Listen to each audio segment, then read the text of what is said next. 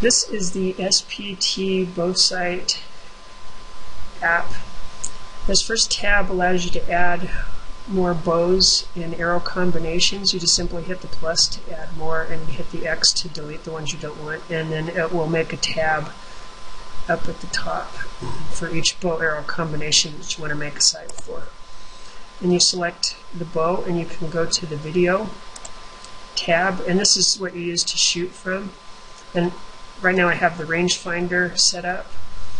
So the way that you use the rangefinder is as soon as this bottom pin becomes active, then you move one of the pins to the bottom of the target. And then as soon as the top one becomes active, then move that same pin to the top of the target and hold it there, and it will tell you the range.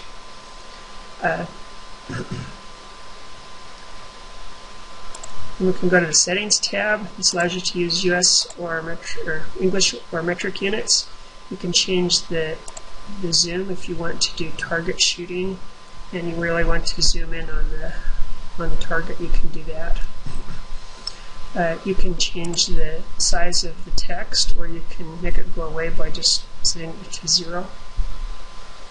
You can change the pin size, make them smaller or larger if you like. And you can adjust the light for light conditions. If you're shooting in really light conditions, you can dim the image a little bit.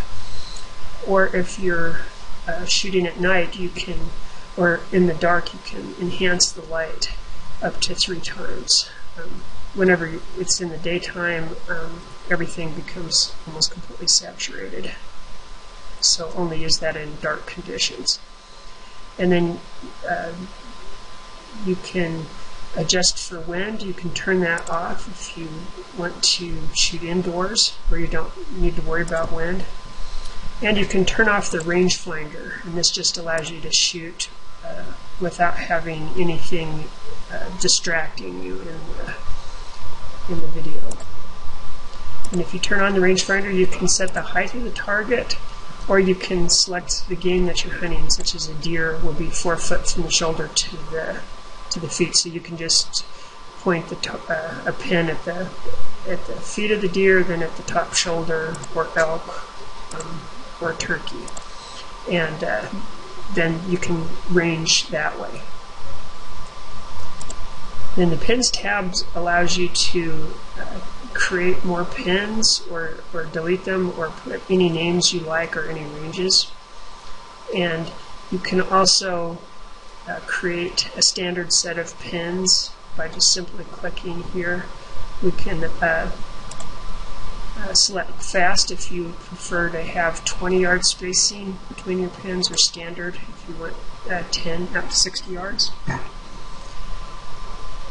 And we can then move the pins individually. Just simply select pin, and then you can grab a pin and move it around by touching the pin, or you can move all of the pins together by selecting that tab. And you can also adjust the video location and the center. If you want to, I would suggest turning on the grid for the alignment grid to adjust for the center. This is to calibrate your bow whenever you tilt it. And the center of rotation is different for every bow. And so what you would do is you would shoot with the inclinometer at 0 degrees, and then you would change the tilt here, where you might shoot it at a 10-degree angle, and then you would move the pin. Say you'd move it a 30-yard pin and sight it in for 20 yards, and maybe it would come in right there, and then you would tilt the bow again, maybe to 20 degrees, and sight in another pin.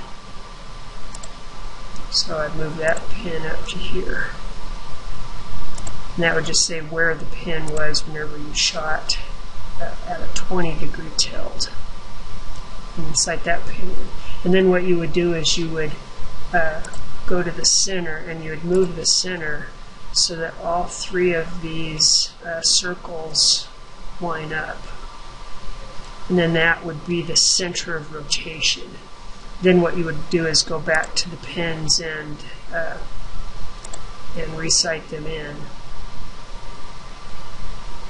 So you would move the pin back to the 30-yard mark and back to the 40-yard mark.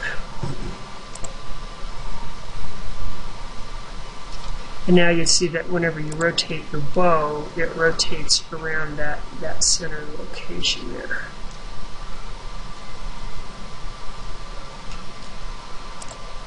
And anyway, that's how you would calibrate it, so that no matter how your bow is canted, either to the right or to the left, it will make the correct adjustment for that. And there's also a tab for the wind. And the way this works is you would, let me go back to the pins and turn off that grid. And then whenever you go to the wind, you can adjust the wind speed by moving it up and down, and then you can see the trees will move based on that wind speed, or you can click an approximate wind speed here. And then once you set, and you can also drag back and forth to set the direction. So if I'm shooting in a tailwind, I would just align it like this, and then whenever I rotate my phone around by moving the compass, it will automatically adjust for the direction that way. And then you need to set a cant angle. And what this means is that for a 20-mile-an-hour crosswind, what angle would you need to tilt the bow in order to sight it in? And so the best way to calibrate or to find this term, it depends on the arrow speed, the arrow weight, the arrow diameter, the fletching. So what you have to do is shoot in a crosswind and then adjust that angle until the arrow hits right where the pin is.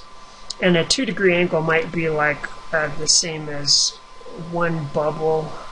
The edge, setting if you have a level on a typical sight, and you would cant at one bubble into the wind or something. That might be like 2 degrees. So typically that's what it is. But if you correctly calibrate and find the correct cant for your arrow speed and type, then you don't have to worry about the wind conditions. It will automatically adjust the pin for that. And